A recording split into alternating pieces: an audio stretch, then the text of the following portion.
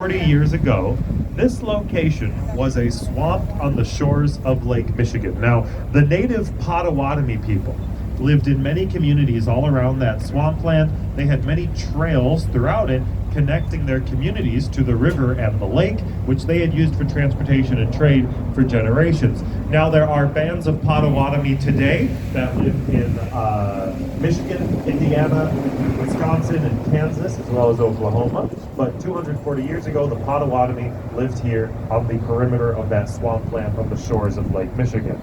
Now, in 1783 is when our first non-native settler arrived to the region. That was Jean-Baptiste Point du Sable. Du Sable was a French-speaking man of African descent who had come here from Haiti. He was the first non-native person to build a permanent structure along the banks of the Chicago River. That popularized the Chicago River as a place for French explorers at the time to trade fur with the Potawatomi in the region. And then 20 years after DuSable built that trading post, popularizing the Chicago River as a fur trade destination, is when the United States asserted its control of the land by building Fort Dearborn. Now, Fort Dearborn was built in 1803, right across the river from the DuSable's trading post.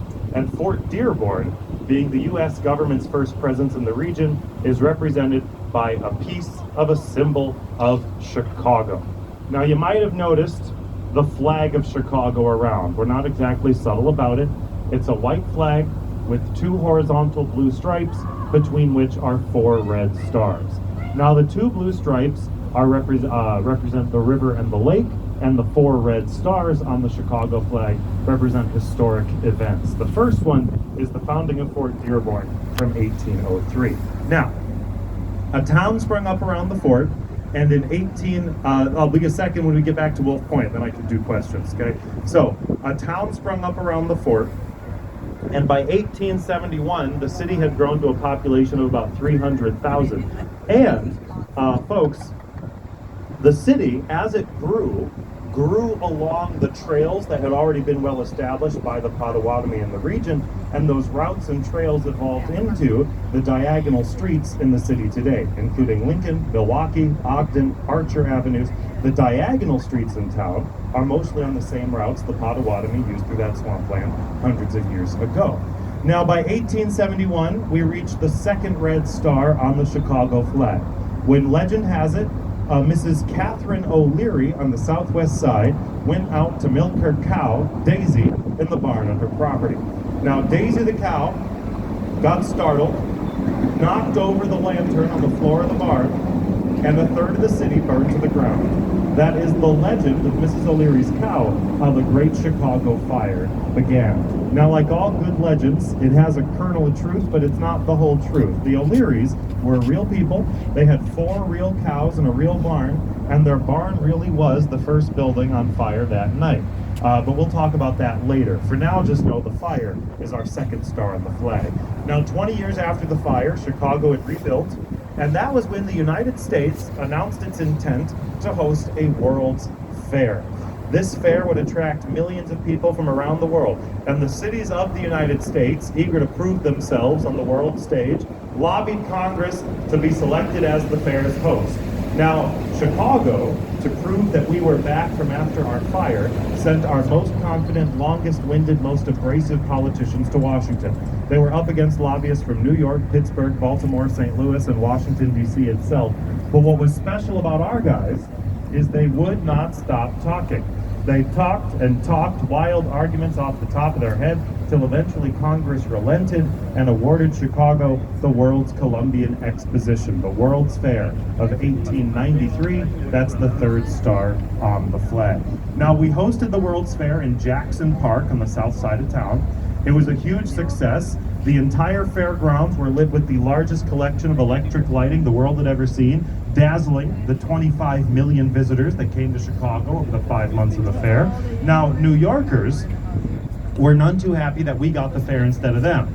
One New York journalist named Charles Dana wrote, "I can't believe they gave the fair to those windy windbags from that windy city," having heard of our lobbyist blowhard reputations.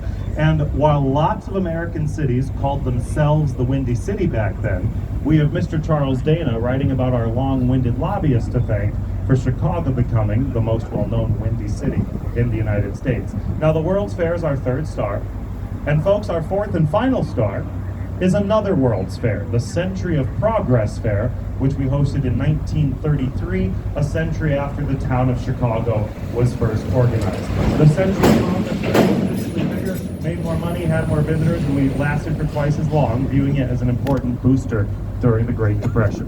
So those are the 4 stars on the flag. Fort Dearborn, 1803, the Great Fire, 1871, the World's Fair of 1893, and the World's Fair of 1933. Easy. 4 stars are the 4 Fs. Fort, Fire, Fair, Fair.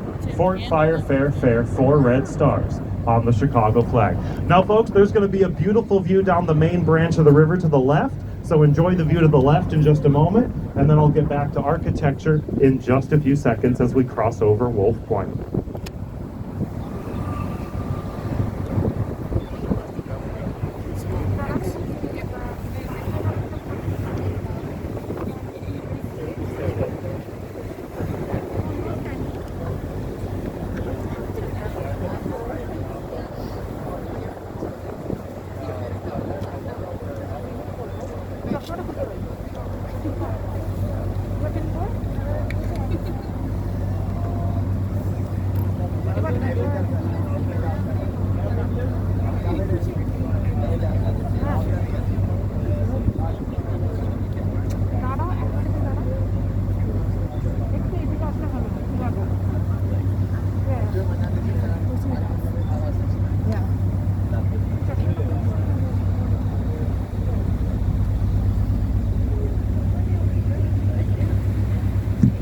All right.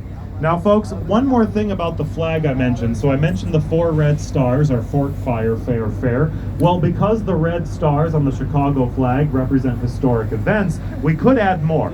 And in 2016, the Chicago Cubs won the World Series of Major League Baseball. Now, some of the Cubs fans thought we should add a 5th star to the flag to celebrate their victory, and it would have given us a 5th F to remember it, finally. But precedent had been established by then. We did not add stars for any of our teams winning championships. The Cubs didn't get one just because they took the longest to do it. Now moving on to architecture.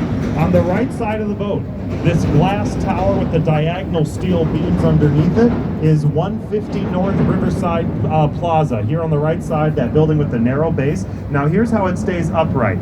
Those diagonal steel beams focus its weight to its central core, and inside the top of the tower, there are 150,000 gallons, or about 400,000 liters of water in a mass damper. When wind blows against the building, the water in tanks on tracks is shifted against the wind to keep it steady. Now, it would stay upright without that, but it prevents it from swaying nauseatingly on windy days, and actually mass dampers are pretty common. Lots of skyscrapers have some sort of shiftable weight near their tops to help keep them steady in a strong wind.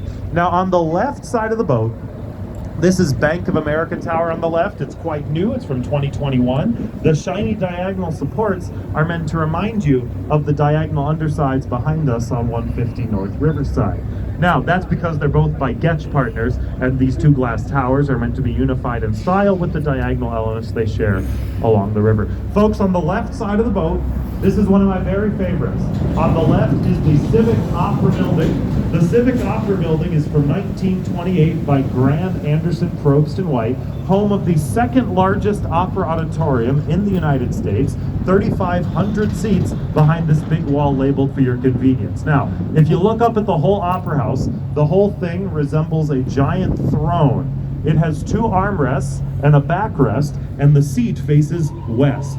People, hi Captain Marie, people have theorized that Mr. Samuel Insull, railroad businessman from the 20th century who paid for the Opera House, wanted the Opera House to be a throne overlooking his railway business empire to the west while turning his back to New York while turning his back to New York, where he didn't get his dream job as CEO of General Electric.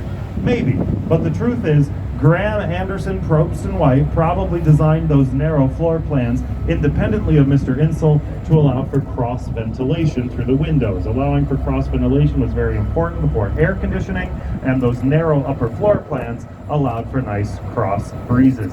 Now folks, let's bounce to the right. On the right side of the boat, below the street, on the right side of the boat, right here at eye level, is the train shed of Chicago Union Station. That's where the platforms are, where passengers get on and off the trains. Now, Chicago Union Station is the 4th busiest train station in North America by annual passenger movements, and it is a cornerstone of Amtrak, the national passenger rail service, and the busiest hub of Metra, which is our regional rail network that thousands of Chicagolanders use every day to get between the suburbs and the city. Now, in addition, all these buildings on the right side of the boat, built right above the train shed there, have special ventilation systems which take in the diesel fumes from the idling locomotives beneath them and release them cleaner into the atmosphere above. I haven't worked in that little graffiti train into my tour yet. I'll figure out how to do it one of these days. Now, after this bridge on the right side of the boat, you can see a short little building with dark steel X's. Ahead of us to the right, there's a short building on the river with dark steel X bracings along the river. That was a financial trading floor, the Midwest Commodities Exchange, designed by Skidmore, Owings & Merrill with lead architectural engineer Dr. Fazlur Rahman Khan.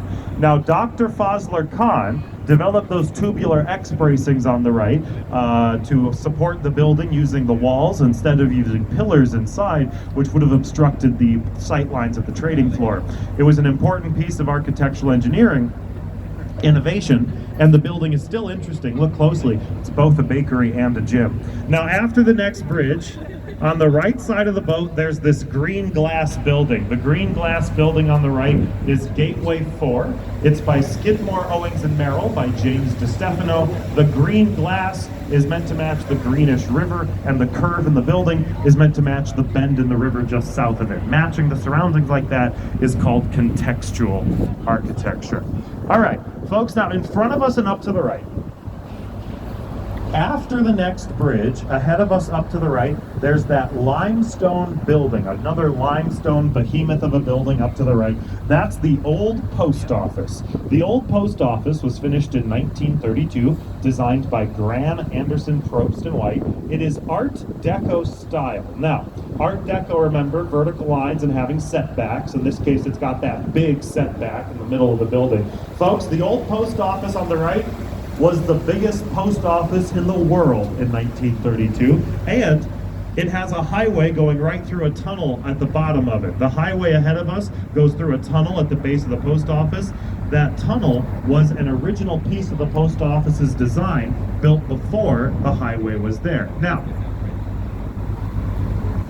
the old post office was the biggest post office in the world here in Chicago because of catalogs. We were the mail order retail capital of the world. Montgomery Ward, Sears and Roebuck, Marshall Fields, and Spiegel were founded here. Others, like J.C. Penney, had distribution centers here to take advantage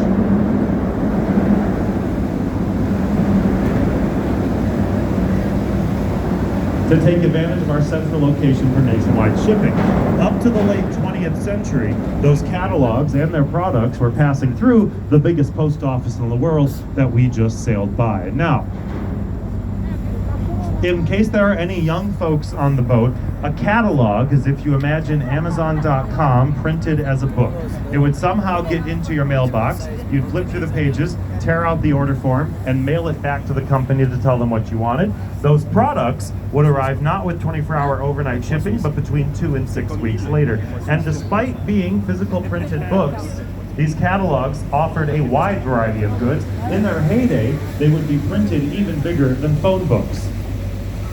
For the young folks on the boat, a phone book is a now move on, but the Postal Service moved out of the old post office in 1997. Directly to the right is the new main post office, built in 97. Now the new main post office isn't much to look at from the river, but it's still a critical piece of the Postal Service, and the old post office is a mixed-use office building with an elaborate rooftop garden today. All right, we're going to continue by looking ahead to the left after we get past this residential building up on the left here.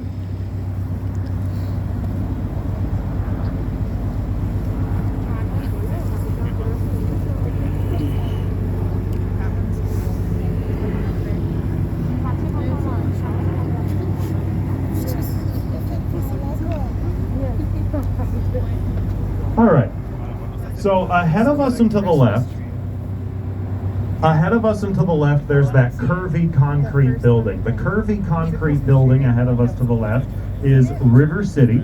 It's from 1986 by Bertrand Goldberg. That sounds familiar. Goldberg, same guy who designed those two circular towers downtown. So Bertrand Goldberg had two major philosophies when it came to big residential buildings. Oh, look through that big vertical window on the left. You can see that the interior of that building is a big atrium winding throughout the center of the building. Its rows of balconies serve as the hallways in there. So Goldberg believed in using these round, natural-looking shapes, and he believed that big residential buildings should allow for community formation within them. For instance, River City here has over an acre of shared common space in that atrium winding throughout the building, referred to by Bertrand Goldberg as an indoor park. Now, folks, I want to bounce to the right, because on the right side of the boat you can spot your Shopportunity. There's Marshalls over there. And then beyond the Marshalls, in the distance, directly to the right, oh, well, okay, good, the sun's not really in the way. So directly to the right, in the distance, behind that shopping center, there's a red and white radio antenna tower. You can't tell it's red and white, it's washed out by the sunlight, but directly to the right, behind that shopping center, there's a radio antenna tower. I am going to talk about that radio tower for a surprising amount of time. That's because it stands on the location where Mrs. O'Leary's barn once stood. All right. Can everyone hear me who wants to hear me? Can everyone hear me who wants to hear me? Okay, good. So, directly to the right, where that radio tower stands today, is where the Great Chicago Fire began. That is where Mrs. O'Leary's barn once stood. Now, ahead of us to the right, before I tell you about the fire, this brick building on the right side of the boat is the old coal power plant for Union Station.